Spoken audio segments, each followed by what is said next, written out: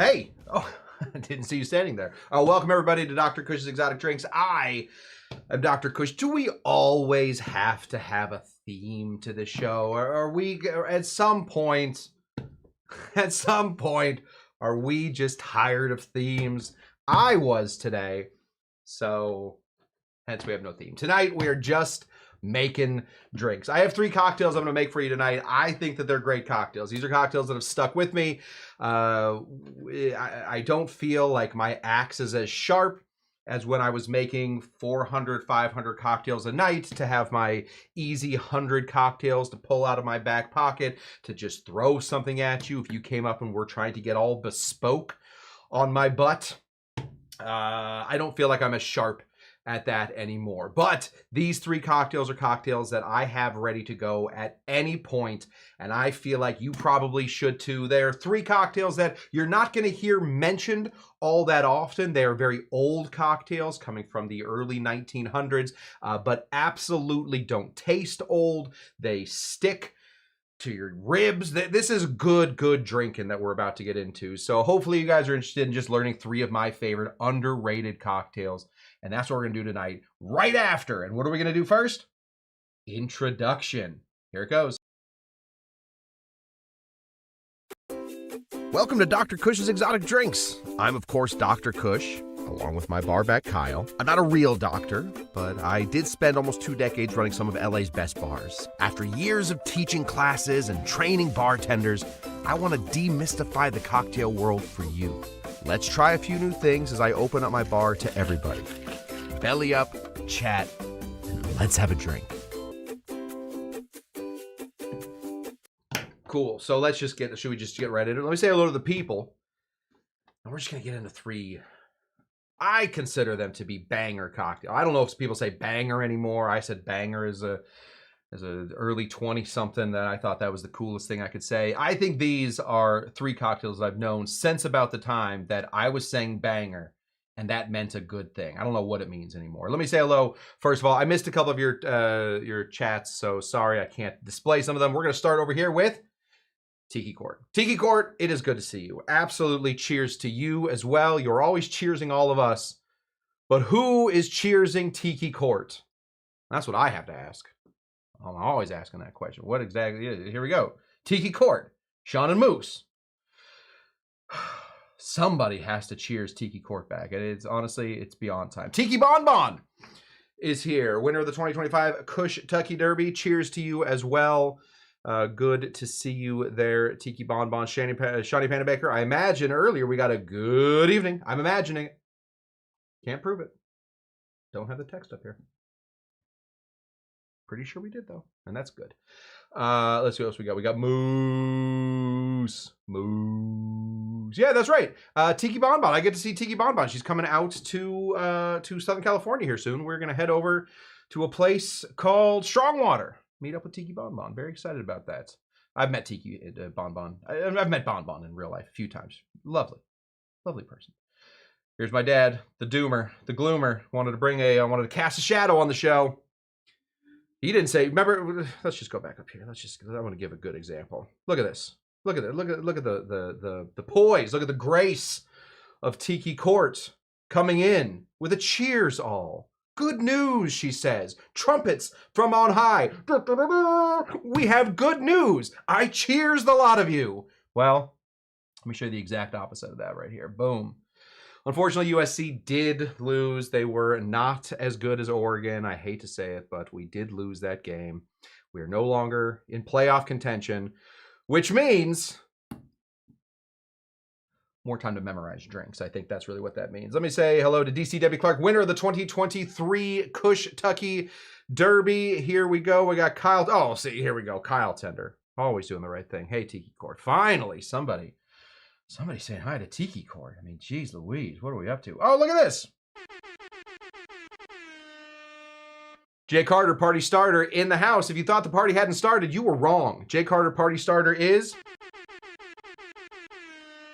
here. BGB the Bun scaring us all. Awful lot of exclamation points. Loving it. While we could make vodka-themed drinks if we were sociopaths, it's true. There are no vodka drinks tonight. thought about it hard. There's a couple good vodka drinks. Not all of them, though.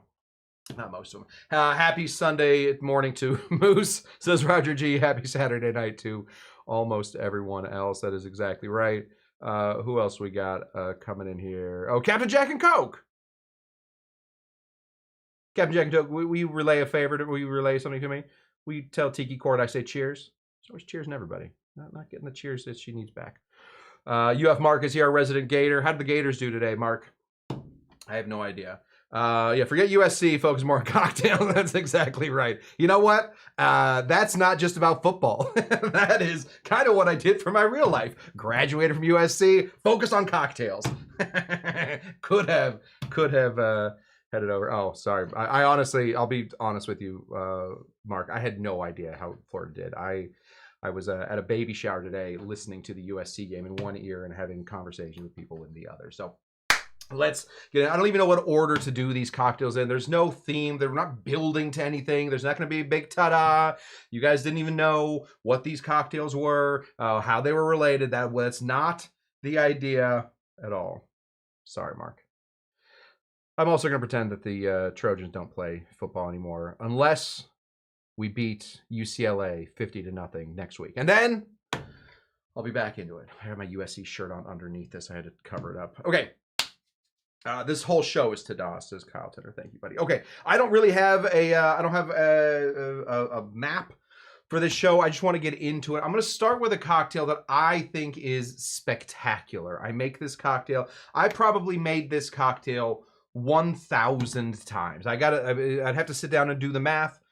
I probably made this cocktail 2 times a night for 500 nights. This is a fabulous cocktail. It's a really nice cocktail to get people in to rum. It's a good way to sort of introduce non-rum drinkers into what we rum drinkers are interested in, and usually that is going to be by finding a cocktail that is similar to other cocktails, but is also bringing something super fun. What is that? Oh, right.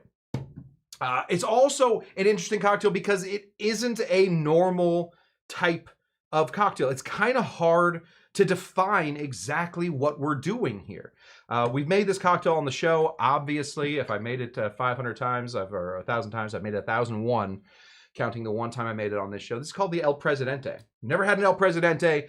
Highly recommend you follow along. This is stuff that a lot of people already have at their house. If you have a small bar, a lot of these ingredients should be right there. There are a few ways to make the El Presidente. I'm going to show you my way that I made the El Presidente. Starting off by not using a white rum. A lot of people will make the cocktail using a white rum. I think you're missing out on that. I think that there are enough really cool big flavors in this cocktail that we can skip right past using the white rum and really feature the rum. So we're going to start off right over here by showing you that the insides of these completely empty. Ta-da! Okay, let's get into it. We're going to start off by throwing in just a little bit of orange curacao. I have recently found that there is a brand of orange curacao that I prefer to all others. It is not the cheapest orange curacao. Sometimes that's how I like to do it, but it is this stuff. Now, technically, not an orange curacao. That is correct. It is technically not an orange curacao. This is a Creole shrub by the guys at Clément. Clément, of course, makers of fine Martinique rums. They use, clearly from the taste of this, they use a lot of similar processes to make this juice as they do to make their rum juice. It has an orange flavor to it. That's what we're looking for. That's all you need to maximize this cocktail, some orange flavor. Fun little Cush history. I don't know if this is fun to anybody else, but I'll tell you. The El Presidente, was the first cocktail. Let's start a little bit further back. I opened up a bar called the Queensberry. The Queensberry had a whole row of cocktails on tap. They were all nitrogenized, or they all added dinitrous oxide into them to give them tiny little bubbles, but to also push them through the tap system. I had 6 standard cocktails. And at the end, if you guys watch the intro, you'll see there's a picture of me, and I have my mustache is a little bit like this, and I'm wearing a red sweater, and I'm pointing to a sign that says Cush's Many Mistakes. I will explain that photo to you now. It was fun for everybody. I had a rotating keg of stuff that I was working on in batches, and I would throw those cocktails into what we called Cush's Many Mistakes. It was based off of Ray's Mistake, which is Ray Boohen's cocktail that he mixed up 2 different cocktails, and now it is the cocktail of the house at Tiki Tea. That's Ray's Mistake. I knew that I was going to make a lot more mistakes than Ray was, so I called that rotating tap Cush's Many Mistakes. Well, the first ever of Cush's Many Mistakes was an El Presidente cocktail. I thought it would be perfect for a nitrogenized cocktail. It didn't have a lot of citrus in it, so it wasn't going to spoil that. It wasn't going to over bitter that, and it's got that tropical feeling, and it did really good things with the nitrogen. Anyway, yes, had me in red sweater. Everybody, that's a good looking red sweater. I was, I think I was about 25 pounds lighter back then. I could still put the red sweater on, but I don't think anybody wants that. We don't need a lot of this stuff. We don't need a lot of orange curacao. This is just going to be a little bit of flavoring, a little bit of sweet we're throwing in here. We want to throw in about 1/4 ounce of some orange curacao or some sort of orange flavored liqueur. None are better than other ones. If you want to throw in some triple sec, yes, is it slightly less refined? Yeah, it is. It's slightly less refined. If you want to throw in a dry curacao, this is a great cocktail to use that in. I would then recommend putting in a Blanc vermouth in here, which, speaking of, we're going to be throwing that in next. We're going to be throwing in a Blanc vermouth. Now, this is an aperitivo Bianco. It's not exactly a Blanc vermouth. Vermouth, German for Vermouth, wormwood. Vermouths should normally have some sort of wormwood in them. They should have some bitterness acting against the wine and all the sweetness in the wine that you're putting in there. I don't know what goes into the Cinque, other than I know that there are 5 ingredients. Or maybe just 5 spices. Whatever it is, find yourself a Blanc vermouth. If you are not already playing with some Blanc vermouth in your cocktails, you are missing out. Blanc vermouth is a really interesting category. What's on my face? Blanc vermouth is something that was on my face. Blanc vermouth is a very interesting category of vermouth. Dry vermouth, the most famous of the white vermouths. Why? Because it piggybacked on the back of a martini. A martini is with dry vermouth, but nobody says that you can't make a martini a little sweeter, have a little bit more depth to it. That's a good question, Kyle. What is on my face? Nobody's saying you can't add a little bit of Blanc vermouth into a martini to give it a little bit more depth, a little bit more sweetness, a little bit more roundedness that the dry vermouth is often missing. The martini is an incredibly popular cocktail. I don't breaking news to you. It's a very, very popular cocktail. Probably one of the most popular cocktails. And dry vermouth has made it there. I prefer in almost everything to have a Blanc vermouth. So find yourself a Blanc vermouth. There are a lot of great ones. You can find Lillet, that's kind of on the expensive side. Martini Rossi does a Blanc vermouth. A lot of, can't name them all. I can't name 3, so find another one. This is Cinque. It is not technically a Blanc vermouth, but close enough. We need 3/4 of an ounce of this Blanc vermouth. There we go. Yes, what is on? It's my nose. There's something on my nose. Where is it? Oh, there it is. Big one. Boink, boink, boink. Now, let's get to... Boop, boop, boop. This is only sitting at about 15% ABV. So what does this need to do? It needs to go in the refrigerator. Once we open it up, it needs to go in the refrigerator. We're going to not put it in the refrigerator right now because there's no room. But we'll put it in the spare refrigerator here at some point. Okay, now, this is where it gets controversial. A lot of people will call for this cocktail to really feature the extra flavors that go into this cocktail. The things like the Blanc vermouth, the orange, and all that. And a nice white vermouth, a nice white rum will act as vodka in this cocktail. It will set the plate so that everybody else can eat. There are better ways to do that, especially if you are a rum fan, and a rum that I like to throw in here is an aged rum, a Spanish style rum. If my dad is still there, I'm sure in the next moment he will write Zacapa. Zacapa would be a great rum to throw in here. I'm going to throw in this Flor de Caña 12 year. Of course, rum has a different aging system than almost all other liquors, in that if there's any 12-year rum in here, that's technically a 12-year. It's the exact opposite with whiskey, so don't be expecting to taste a little bit more than a decade in this rum. All we've done is we've sort of aged it by adding extra rums into the rum to get us up to the Flor de Caña 12-year. It is a very, not a super expensive rum.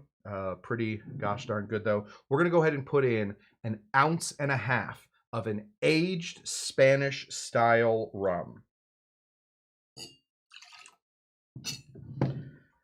Spanish style, again, I have to get a system for putting these things away. Spanish style, again, when the Spaniards, when those dudes from Spain, when their funny hats came over to the Americas, and they found that everybody was out here making, different types of rum distillate. What they did was they took that rum distillate and did exactly what they knew to do, which was to put it into barrels, and that would age it and it would round it out. The Spanish brought the aging to rum. Thus, when we say Spanish style, we're usually looking for something with a little bit of age to it. That's about it. This one, Tiki Bonbon, is not a Solera. It is just sort of a mixed. Solera is when you're sort of aging the rum as you are moving younger rums into older rums. This is just sort of mixing rums together so that you get the right flavor for it. Okay, last little bit. This is a very simple cocktail. Like I said, we just need a little bit of grenadine. So let's find our grenadine down here. I found it. Nice and easy. This is grenadine. Boop. I used to say grenadine all the way. Grenadine is just some pomegranate syrup. That's all it is. I'm going to say it every time because I think people are blown away to learn that grenadine that Roses makes is not a cherry flavored liqueur. If you are moving, if you are making, if you're moving, leave your grenadine behind. If you are making homemade grenadine, all you have to do is take some pomegranate juice and mix it with sugar. If you want to spice it up a little bit of orange water and a little bit of flower water, and you should be good there. Rose water. We don't need a lot. So find a grenadine that has all of those big flavors. You're not going to find that in Roses. You're going to find that in homemade stuff that has the bitterness. You're going to find that in more crafty versions of grenadine. Find a grenadine that feels something. Find a grenadine that will write you a poem. I think that's what we're looking for. Find a grenadine that will sit down, not a haiku. That doesn't count as a poem. I'm sorry. Find that at least 3 couplets. All right. Find one of those grenadines. We need just a dash, a little less than 1/4 ounce. Drop that in there. That, my friends, is it. That is it. Let's put grenadine back here so that we don't forget about it. See you, grenadine. Good work. Good night. Okay. I'm going to stir this one. There isn't any juice in this one, so there's no real need to give this a big shake. All of these liquids, all of the liquids that are in here have a fairly similar specific gravity, and thus we don't need to worry too much about them not all getting along together. So we're going to take a large piece of ice, and we are going to give this a big fat stir. There we go. Look at this. Oh boy.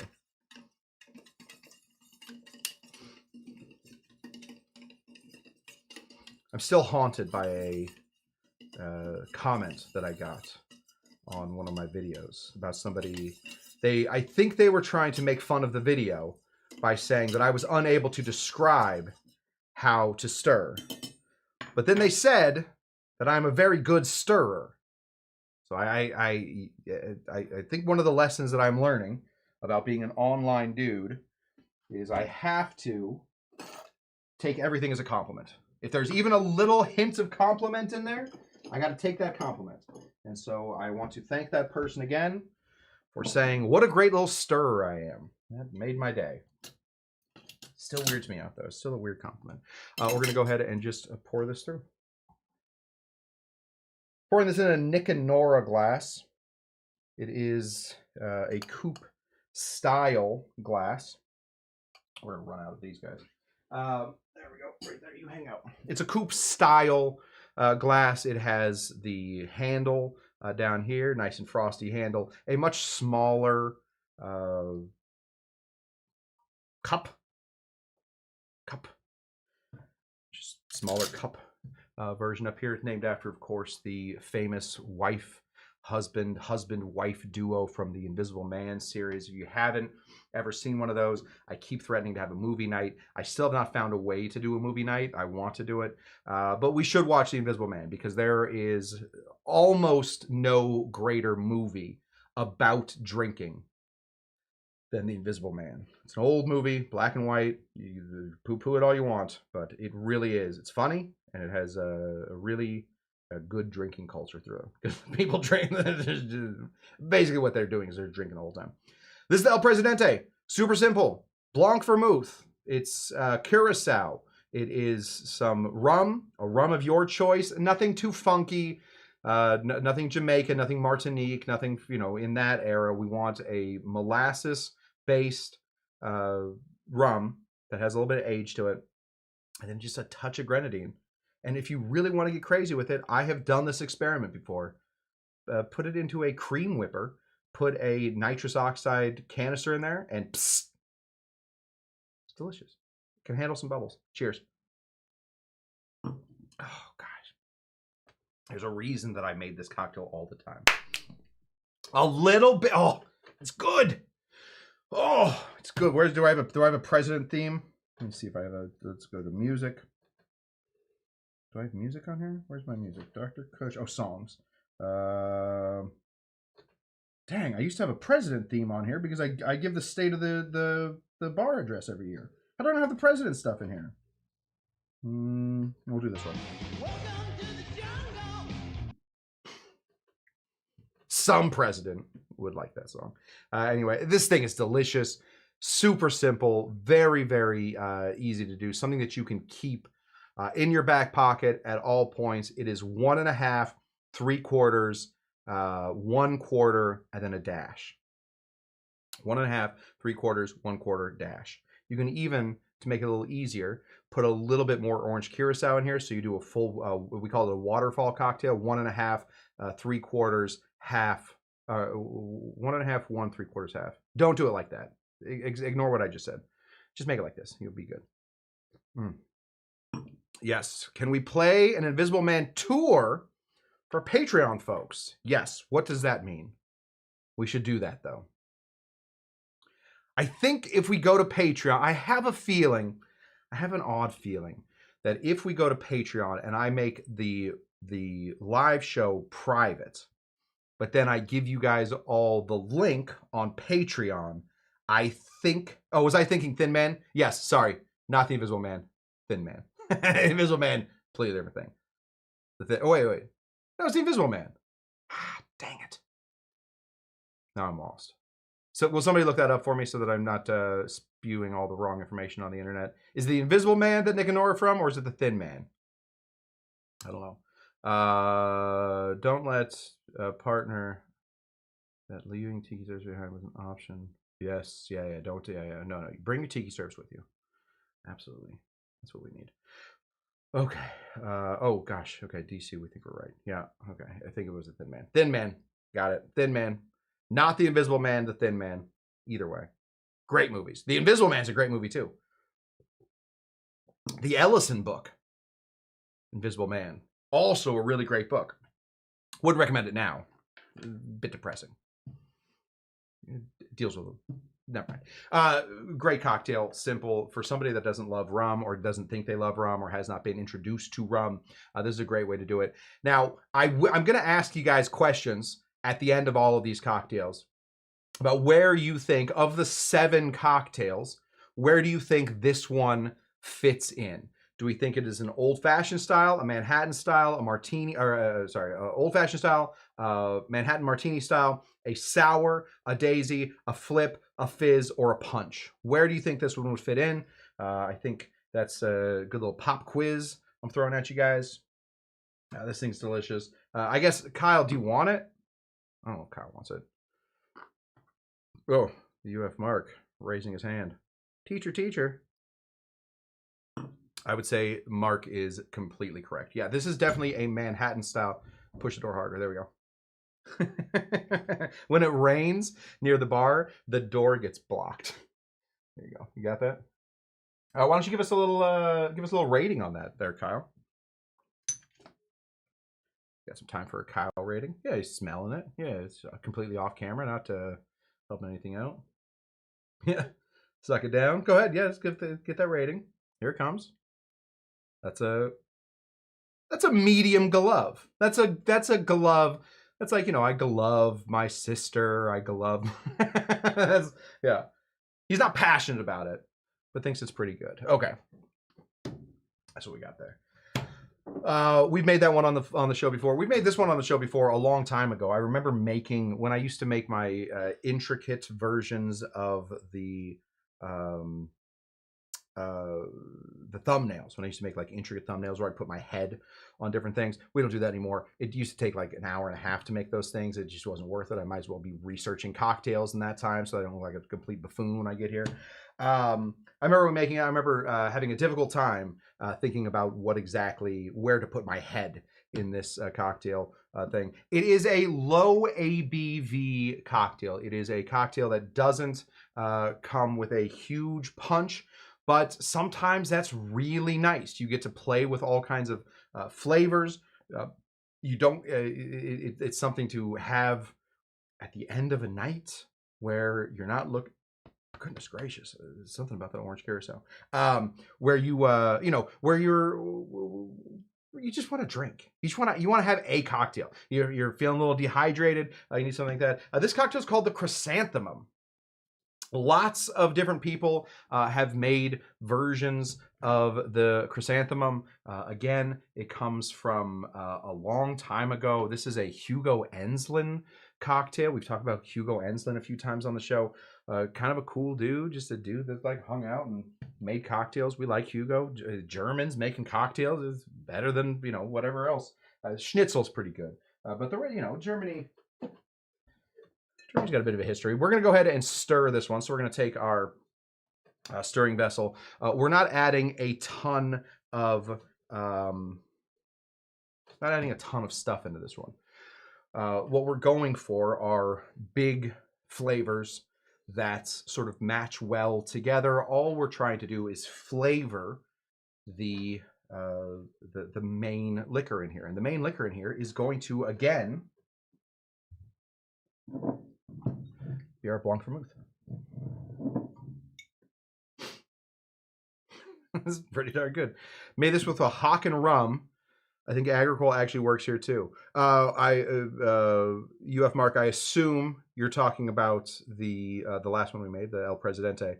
The El Presidente is a very good base for cocktails, the same way the Manhattan is a very good base. A little bit of sweet vermouth and a little bit of bitters is a very good base. With a little bit of lime and sugar is a very good base for cocktails. You can sort of switch that in and out. So the sour base is good. The daisy base is very, very easy to make cocktails with. So yeah, the Presidente is going to have a Spanish style rum, either white or aged. If you want to experiment with other things, switch out the base.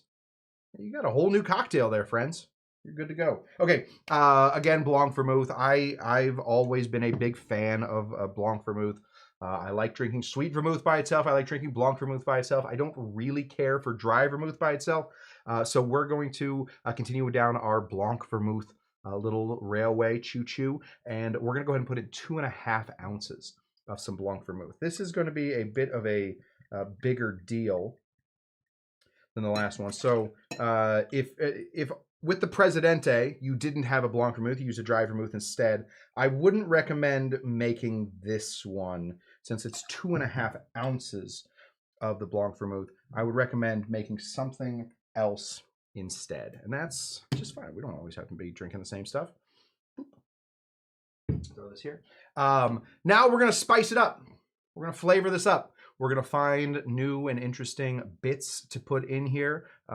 Since we got a nice clear situation going in here, we're gonna reach back here and we're going to grab one of the more unique cocktail ingredients that we have. This is Benedictine. Benedictine, created by Benedictine monks, almost lost to the French Revolution. This is more of what I'm talking about when we were talking about the Batanga. The Batanga, we made that on Thursday. We make that on Thursday. The Batanga, it's got a fat bottom down here. It's more of a Batanga bottle. We don't need a lot of this stuff. We're going to put somewhere between 1/2 ounce and 3/4 ounce. So we're going to call this a fat 1/2 ounce of some Benedictine. So throw in a heavy 1/2 ounce of Benedictine. Gonna give it just a little color. Yes, that color is pea. It is pea colored. Not what we want all the time, but sometimes it kind of works. There we go. We also want to find spices to go in this stuff. We want to find those bitter elements. We're going to be putting in some Angostura bitters, but we're also going to be throwing in some absinthe. Now, absinthe can turn a lot of people off. It can turn me off very quickly if you put too much absinthe into a cocktail. If you want a little bit of absinthe, you want just that sort of feel of absinthe without any of the taste, you just want that smell, I recommend that you wash your glass with the absinthe. Take a glass that's already frozen and do a couple dashes of absinthe into that glass, and now you have a washed glass. It's not what we're doing here.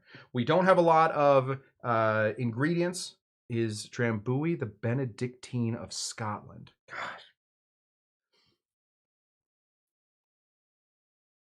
Every once in a while, you come across a sentence that you swear has never, ever been muttered before. There has to be some sentences still out in the world that have never been said before, never been typed.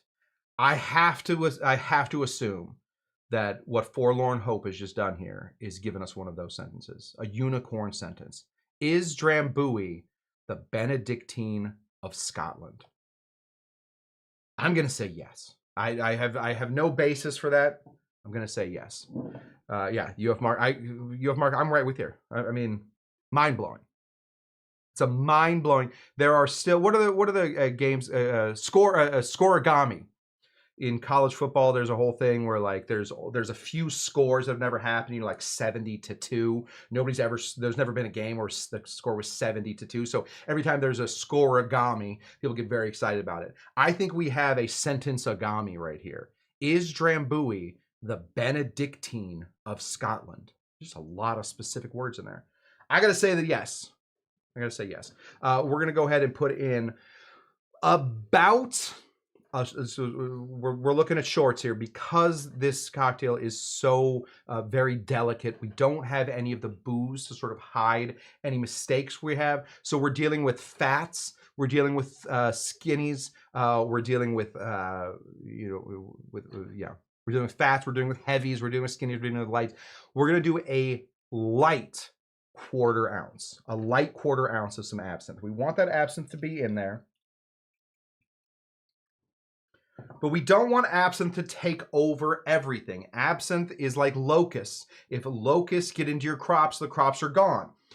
But if you find a dead locust on the street, I think you can feed it to a dog. What the hell does that mean? Am I trying to make another sentence agami? A little bit. There is something good about some, like a couple grasshoppers hanging out in your yard. That's okay. They make cute little noises. Those are crickets. What do grasshoppers do? Just hop? Anyway, there's something good. They help the ecosystem a little bit. They eat other bugs, et cetera, et cetera. There's something good about it. Absinthe is the same way. Too much absinthe, you're going to have your field decimated by the flavor of absinthe. So be careful with the absinthe. We are going to put in a little bit. Oh, thank you to Amy Nordstrom and Alan Nordstrom, A2 Nordstrom, for sponsoring our absinthe bottle. Awfully nice thing to do. We're also going to be putting in about 2. It calls for.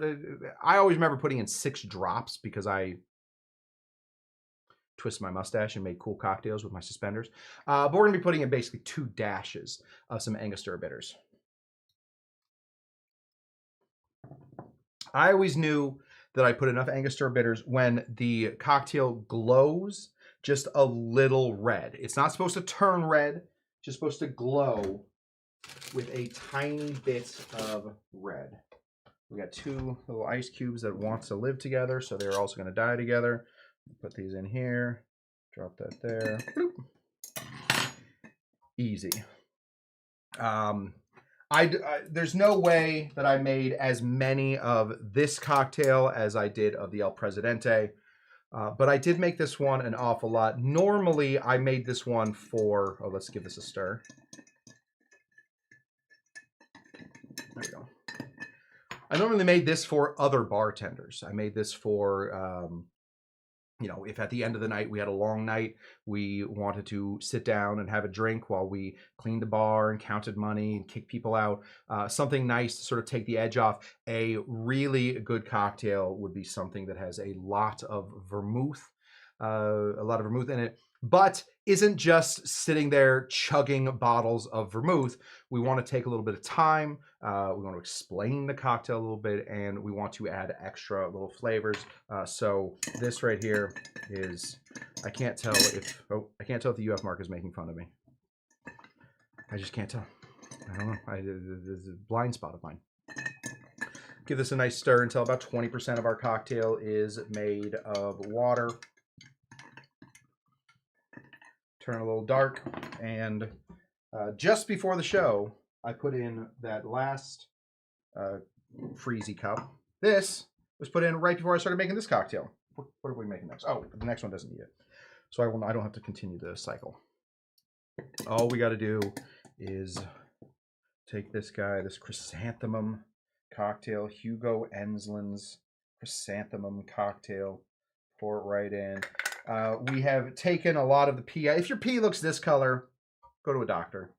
This is no longer pea color. That's the Angostura bitters helps that a little bit. The Angostura bitters are also going to give us a little bit of those tropical flavors from Trinidad and Tobago. It's going to give us the a deeper, richer color, and also it's going to do a little bit to take off some of the bite that absinthe can have when we put it into cocktails. This is it. Nice and simple. A really good bartender cocktail. If I had to put it in a range of how many I've made of these, I would say professionally, probably about 200. I made about the chrysanthemum about 200 times. Cheers.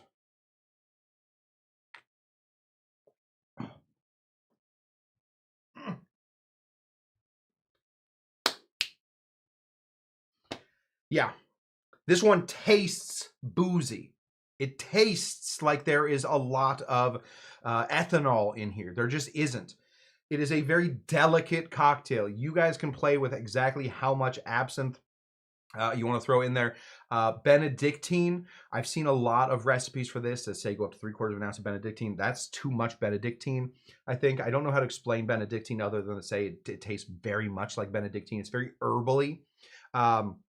It can take some of it can take over the show a little bit, which is why the absinthe does a really good job of coming in and sort of bittering this. We can get some herbally sweets from the Benedictine, and then we can get some drier sort of bitterness from our absinthe. And then just to sort of round it out, a little Ango. Never hurt anybody. I don't think Angostura hurts anybody. I can't be positive. I can't say for sure that Angostura bitters has never hurt anybody.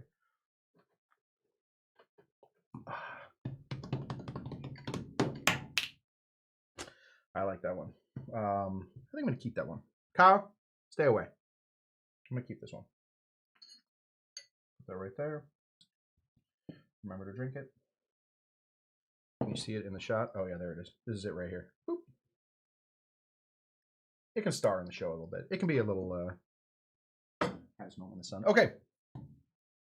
So again, we've made one that I made a ton of cocktails of. This one I made a lot of bartenders. This cocktail. This next cocktail that I'm going to be making is a cocktail that was, I think, I have to imagine, my first real foray into interesting, into getting into deep classic cocktails, into cocktails that aren't just the ones that survived, but the ones that sort of hit that prohibition era, dipped, and then were thrown right out of the boat, because if we are going to survive cocktailedom at all, we need to create some flotsam and jetsam, and this is one that was tossed out. It is a cocktail by my favorite bartender. Possibly my favorite bartender, and only because of his name. This is a Harry Johnson cocktail. Sorry, I have laughing, right? Let's see, crowd. Yes, this cocktail was created by Harry Johnson.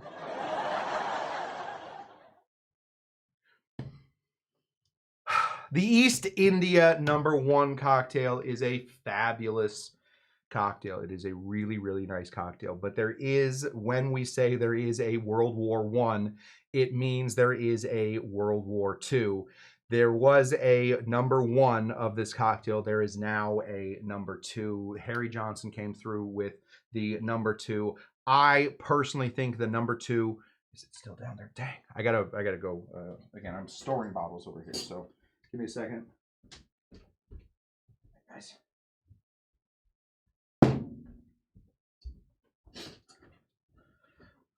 Didn't do as much prep for the show as I needed to. This is in my opinion, it is an improvement on the East India cocktail #1. The East India cocktail #1 follows this exact same recipe. We're doing the exact same recipe, but if you want to make a #1, then you're going to want to throw in some raspberry syrup. And I think that's fine. I think the raspberry syrup does really good things to this cocktail. If you've ever had a Ruffignac, reminds me a lot of the Ruffignac cocktail, just a little less bitter, a little less vinegary. But the East India #2 cocktail deals with pineapple. I have always really liked pineapple juice, and I think that this cocktail works very well with a little bit of pineapple. There is some, hold on. There is some controversy on whether or not this is different enough to even be able to call a different drink. I would say absolutely. I would say going from raspberry to pineapple is a huge deal. But some people just put the East India cocktail as a full thing, and then you find whatever type of juice or syrup you want to put in here. So we're going to do the East India version #2. We're going to start right over here with just a little bit of empty glass. Okay, let's start by putting in some orange curacao. A lot of repeat ingredients here. Let's go ahead and put in, we need basically a heavy quarter of an ounce of some orange liqueur. We're using the Creole Shrub orange liqueur right there. Close that off. We're also going to need some pineapple juice. So let's get back here and get our pineapple juice ready. Now we're going to be using pineapple juice that is frozen. It is second best to fresh off of a pineapple juice. I'm going to be putting in 2 of these. So Oh, so good. When you're freezing the pineapples, you're making them a little sweeter, which is nice for this cocktail because when Harry Johnson made this cocktail with pineapple syrup, Harry Craddock, it's a whole battle of the Harrys. Harry, the Harrys couldn't get along at this point. Harry Craddock came in and said, just the juice is fine. I like what Harry Craddock had to say about it. This is from the Savoy cocktail book. And so I'm going to stick with that. Next, we want to put in some of this. This is going to be our cognac. Just a little cognac, just a little bit of a brandy. We need about 1.5 ounces of some brandy getting dropped in here. There we go.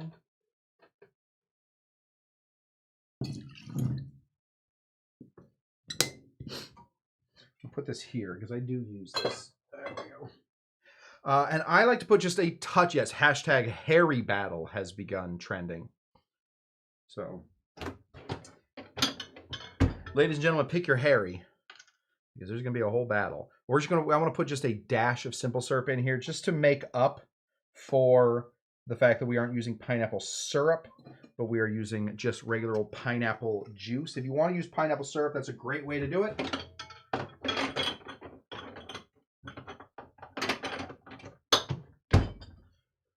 Jeez Louise. Not for me, though. And then 2 dashes of Angostura bitters. Okay. Thank you, Amy Beer, for sponsoring the bottle of Angostura bitters. Shake or stir, shake or stir, shake or stir, shake or stir. What are we going to do? I'm going to shake this one. The pineapple juice is going to give us a little bit of froth. Not ideal for what we are doing with this cocktail. We don't need this to be a super frothy tiki style cocktail. Pineapple juice has places other than tiki to be, but this one works very well with a shake, so we are going to shake it. I'm going to shake it first to break up all of the pineapple juice solid that I have in here. So we're going to shake that until we don't hear the solids knocking across anymore. When we're shaking, what we're doing is we're creating heat, we're creating motion, we're creating movement. That movement creates heat. That heat will start to melt down all of the pineapple in there, and that is what we got. Now we have a much darker, does this one work? Sort of.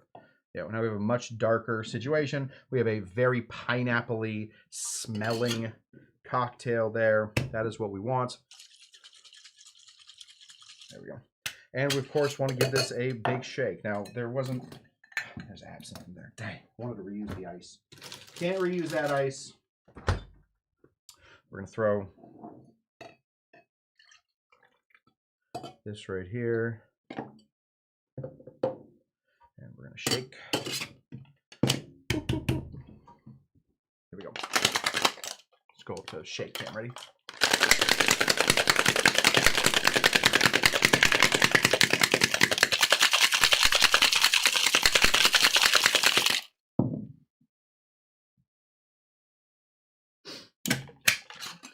Crack that open. I always serve this one nice and down.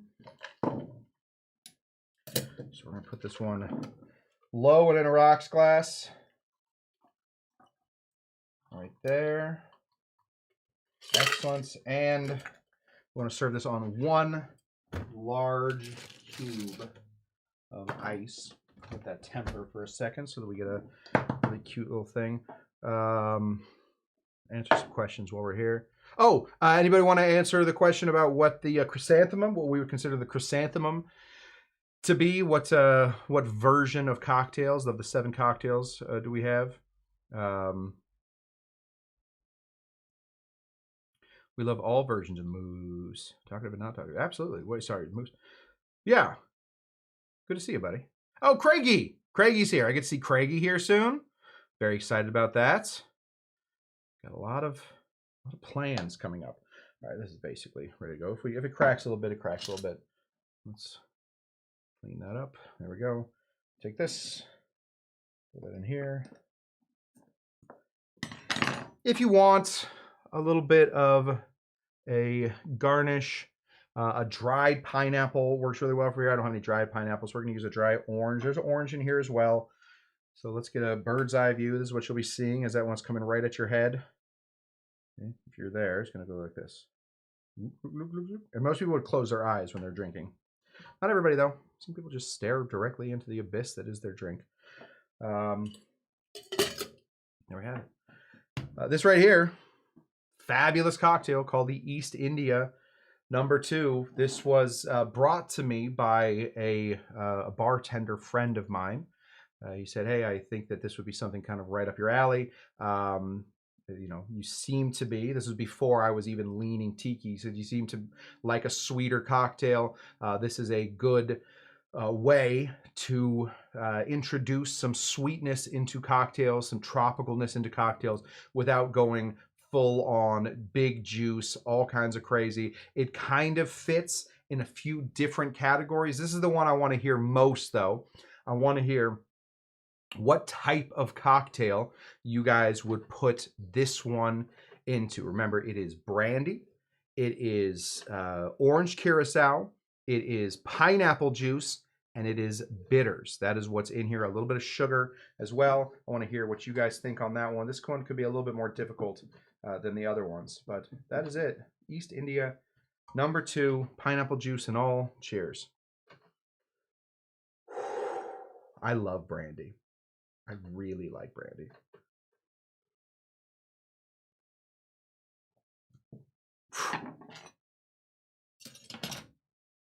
Wow. Oh, Kyle Tender wants to know what the options are. Here are the options. Is it an old fashioned, a martini Manhattan? Is it a daisy? Is it a sour? Is it a flip? Is it a fizz or a long drink?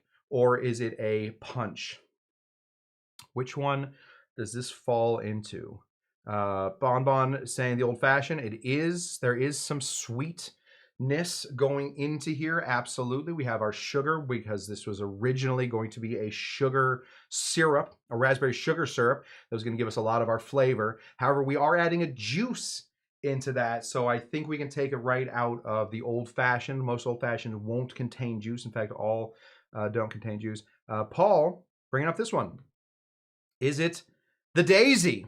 I would say this is most likely a daisy, yes, because if we're going with what Jason Asher, who is a great bartender coming out of Phoenix, Arizona, my hometown, would say, is that there are full sours and there are half sours. That pineapple juice, while we wouldn't normally consider pineapple juice to be a sour, a very sour juice. It doesn't have the citrus, doesn't have the citric acid and the malic acid like lime and lemon would have. I would say that there is just enough sour in there to balance this out against the sweetness that we're putting in here. Now, this is a sweet cocktail, no doubt about it. But some people, the guy that I get my dry ice from, he said, what are you using this dry ice for? I said, I'm making cocktails. He said, well, don't drink it. I said, I'm not going to drink dry ice, pal. I understand what's going on. And he said, what are you making? I said, oh, you know, just some coffee. I make tea cocktails. Oh, I don't like that stuff. I don't like that. I don't like sweet stuff. I don't like old fashions. They're too sweet for me. For him, an old fashioned is too sweet. There's a long way to get. There's a long road around that neighborhood. This one obviously is going to have some sweetness to it because we're only dealing with 1/2 of a sour. We're not even dealing with that much sour in it anyway. The rest of the pineapple juice is going to give us our sweetness, and the simple syrup and the orange curacao are going to be giving us a lot of that flavor. So I would put this one into a daisy. It is a tough decision on exactly where to put some of these cocktails. I would say for sure, though, this one, if my theory is correct, that there are only 7 cocktails, I would say that this one is most likely a daisy. Very, very nice. Delicious. Okay. What's going on? Aspen, we love you, buddy. You're the best. You're the greatest. We love having Aspen here. What happened to Aspen? Oh, I see.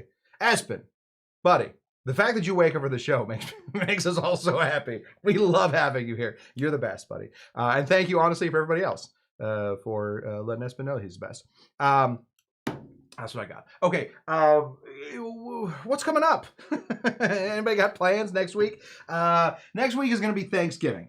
Espen probably, Moose probably not as much as a lot of us. Next week is going to be a busy little week. We have a lot of family to see. We have a lot of other things to do. So schedule next week is going to be a little light, just a little light. It's going to be 1/3 lighter than it normally is. We're going to do a show on Tuesday next week, and we're going to do a show on Saturday. I'm going to let you guys off the hook for Thanksgiving. Spend some time with your family. Hang out with hang out with those that you love. And as geez Louise, as we're finding out, we all very much love each other. I understand that this is kind of like a little family. We all get together. We don't, you don't have to. Families, you have to. With these guys, you don't have to. But we will be meeting back here on Tuesday, and then we'll take Thanksgiving off. So eat your turkey, take your naps, and then we'll be back on Saturday to do a Saturday show. Most likely, we will have special guests that night. So if you guys are interested in watching people other than me, Saturday will be the night to do that. Gosh, this is a good drink too. Tiki Bonbon heading to San Diego with family. Love that. That's what I have for you guys. We did it. We did an hour without having zero. We had no theme for this show. We were still able to get it done. So that's what I have for you guys. Thank you so much for joining Dr. Cush's Exotic Drinks. I am Dr. Cush. Let me remind you. Oh, and this is Ernie. Let me remind you that these classes will always remain free, but if you can't help out, there's a couple ways you can do it. Yes, will those guests be tiny? Those guests will most likely be smaller than a lot of other humans, yes. These classes will always remain free, but if you can't help out, we have Patreon, we have PayPal, we have a Venmo. Those are all just great ways. All that money just goes right back into the bar. It pays off the weird amounts of money that it apparently takes to keep a bar that doesn't serve anybody any drinks or doesn't take any money in. It keeps that dream alive. So that's a great way to do it. If you can't help out there's a couple other ways, and there's a brand new way that you guys can help. And this is we're going to try and trailblaze this. There is also now on YouTube a function called Hype. Now, I don't know much about it. I have been contacted by YouTube multiple times, and they seem to believe that this that I'm doing and my community will be very good at hype.